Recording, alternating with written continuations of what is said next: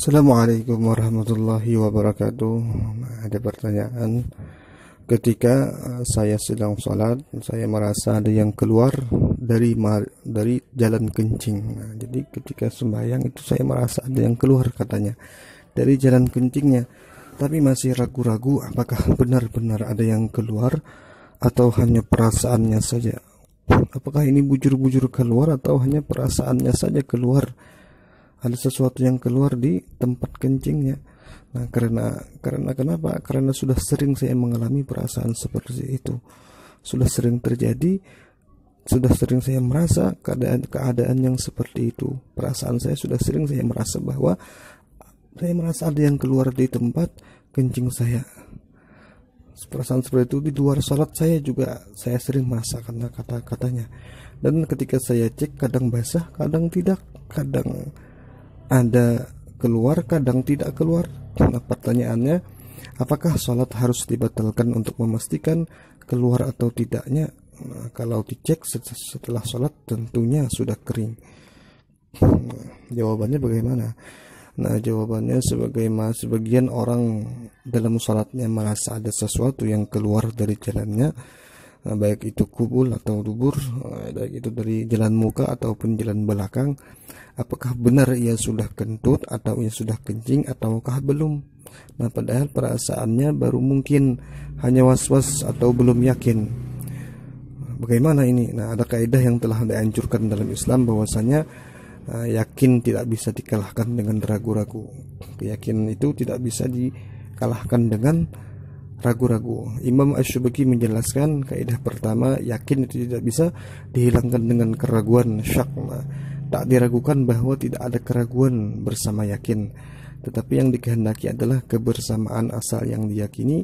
Maka keraguan yang datang tiba-tiba itu tidak dapat menghilangkan keyakinan tersebut. Nah, jadi itu tidak bisa menghilangkan keyakinan tersebut karena datangnya kadang-kadang. Maka katakanlah jika kamu mau asal itu ada tatapnya sesuatu seperti keadaan semula, asalkan ada itu Allah tetapnya seperti keadaan semula. Bagaimana ini? Jadi standarnya sudah jelas. Jika hanya ragu-ragu tentang datangnya hadas atau tidak, ketika kita hanya ragu-ragu apakah ini keluar hadas atau tidak, maka tidak membatalkan wudhu dan sholat kita. Nah, dengan catatan bahwasanya dengan kenyataan, kecuali dengan kenyataan bahwa wujudnya sesuatu yang keluar itu memang ada. Nah, kecuali sudah jelas bandanya itu keluar, sudah kita melihat bandanya itu keluar, baru kita itu yang membatalkan wudhu dan sholat. Tapi kalau tidak terlihat bandanya, ragu-ragu saja kita tentang datangnya hadas atau tidak, maka tidak membatalkan sholat, kecuali kita sudah melihat bahwa itu memang ada bandanya.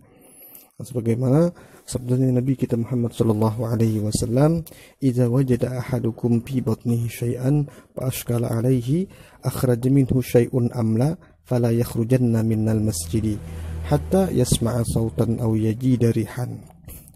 Nah, Rasulullah sallallahu alaihi wasallam pernah bersabda, jika salah seorang di antara kalian mendapati ada terasa sesuatu di perutnya, dan jika kamu itu ada merasa sesuatu di perutnya lalu ia ragu-ragu apakah keluar sesuatu ataukah tidak, maka janganlah ia keluar dari masjid hingga ia mendengar suara atau mendapati bau. Nah, jadi ketika dia ragu-ragu apakah dia kentut atau tidak, nah, jangan keluar masjid kecuali ia sudah mendapati bahwa kentutnya itu sudah ada baunya. Nah, itu baru membatalkan sholatnya.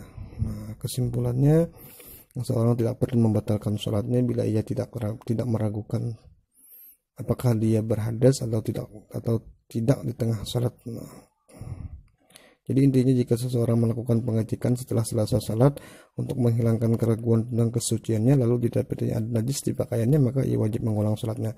Jika ia mencek setelah sembahyang ada najis di pakaiannya, maka ia wajib mengulang sholatnya, karena telah terbukti secara sah dan meyakinkan bahwa ia telah kedatangan hadas dan najis di tengah sholatnya. Nah, tapi bila ia kadada tidak ada najis yang keluar ketika ia mencek setelah ia sholat, maka itu tidak usah ia meneruskan, tidak usah ia mengulang sholatnya. Nah, tapi kalau di tengah sholat keluar atau tidaknya, kita teruskan sholat kita Nah, jadi setelah sholat aja yang kita cek, yang kita cek apakah keluar ataukah tidak keluar. Nah, kalau keluar, ada bendanya yang keluar, maka kita ulangi sholat kita. Nah, mungkin hanya itu yang disampaikan. Wallahu a'lam.